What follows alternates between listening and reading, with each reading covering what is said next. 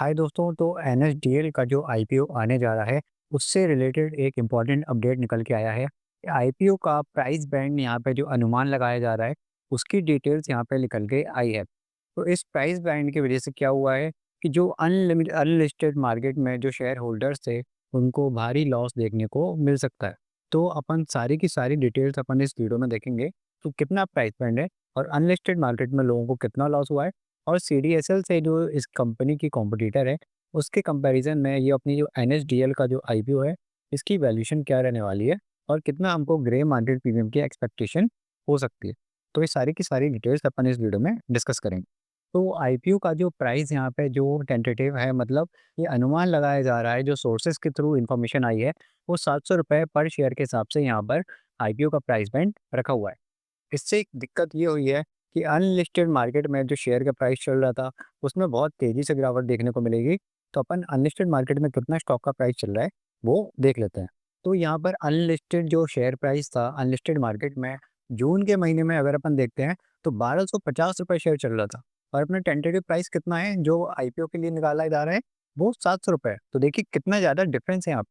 और वहीं अगर अपन जुलाई का जो अनलिस्टेड मार्केट में शेयर प्राइस आज की डेट में चल रहा है, वो 1000 रुपये 25 रुपए चल रहा है, मतलब 1025 रुपए चल रहा है।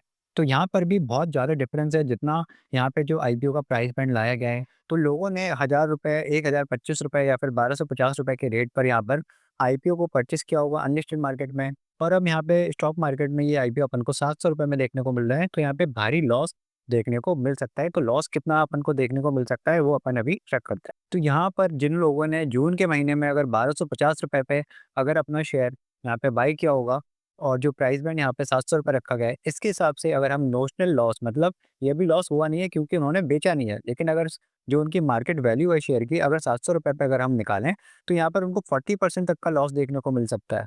और वहीं अगर जो जुलाई का महीना है, अगर 1025 के आसपास अगर किसी ने बाई किया होगा, तो वहाँ पर उन लोगों को 30% तक का लॉस देखने को मिल सकता है।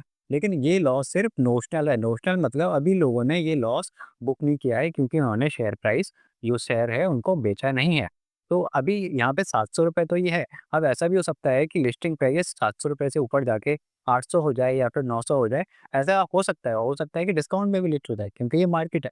तो अपन देख लेते हैं एक बार, जो इसकी कॉम्पिटिटर है सीडीएसएल, उससे कंपेरिजन करके कि यहाँ पर एक्सपेक्टेड ग्रे मार्केट प्रीमियम कितना हो सकता है।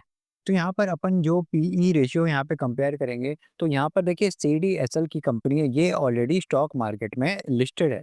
इसकी वैल्यूएशन से अपन कंपेयर करेंगे कि अपनी जो जो आईपीओ वाली कंपनी है, इसकी वैल्यूएशन कितनी है और इसका प्राइस का कितना अप्रिसिएशन हो सकता है, मतलब प्राइस कितना ऊपर जा सकता है, या फिर ग्रे मार्केट प्रीमियम हमारा यहाँ पे कितना एक्सपेक्ट हम करके चल सकते हैं। तो 700 रुपए के प्राइस पे अगर अपन पीई रेशियो निकालेंगे, अपनी जो एनएसडीएल कंपनी आईपीओ लेकर आ रही है, तो उसका पीई रेशियो यहाँ पर 41 का निकल के आता है। मतलब अगर आपको कंपनी ₹1 अर्न करके दे रही है, तो उसके लिए आप 41 रुपीज़ कंपनी को दे रहे हैं।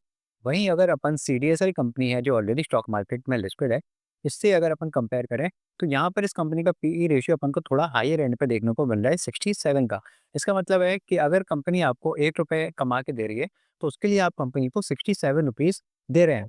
तो यहाँ पर देखिए अपनी जो 700 रुपए का प्राइस बैंड है, इस पर अगर हम वैल्यूएशन अगर अपन निकालते हैं, तो अपनी पीई वैल्यूएशन बहुत ही ज़्यादा फेयर वैल्यूएशन पर आ रही है इन कंपैरिजन टू जो ऑलरेडी स्टॉक मार्केट में जो सीडीएसएल की कंपनी है उससे। तो यहाँ पर देखिए इस डेटा को देखते हुए कि अपना पीई रेशियो थोड़ा और ऊपर अपन ले जा सकते हैं। इसका मतलब है अपन का लिस्टिंग गेन अपन को पॉसिबल हो सकता है कि ग्रे मार्केट प्रीमियम अपन अगर अंदाज़ा लगाना चाहें, तो यहाँ पे 30 से 40% के बीच में एक्सपेक्टेड हो सकता है। तो देखिए ये एक्सपेक्टेड है ना? ये मैं एक्सपेक्टेड लिख देता हूँ, क्योंकि मार्केट में कोई भी चीज़ फिक्स नहीं होती है। कहने को तो ऐसा हो सकता है कि मार्केट में बहुत ज़्यादा फॉल आया और यहाँ पे हमको ये स्टॉक प्राइस डिस्काउंट में देखने को मिल गया या फिर डिस्काउंट में लिस्ट हो रहा मिल गया।